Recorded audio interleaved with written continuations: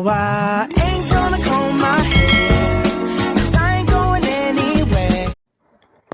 Yan, mayroon nga palang ako ang palaya dito mga idol, mga tol, hugas na yan. Mayroon na pala aromatic siya nakaprepare, bawang, sibuyas at saka kamatis for today's video.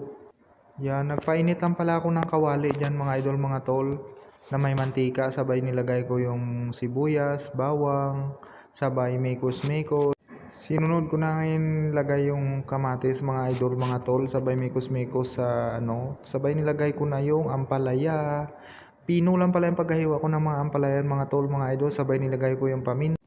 Yan na nga pala yung ampalaya natin mga idol, mga tol. Nandyan na pala yung patis na pampalasa. Yan pala ang magpalasa dyan mga idol, mga tol. Saka yan, magic sarap, nilagay ko na din.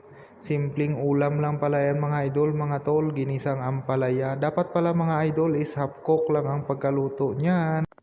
Yan na pala yung ampalaya natin na ginisa mga idol, mga tol. All goods na yung lasa for today's video. Tara mga idol, mga tol, followers.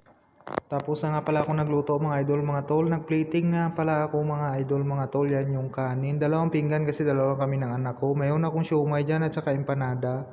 Dyan na yung sausawan. Yan yung niluto natin na ampalaya na ginisa.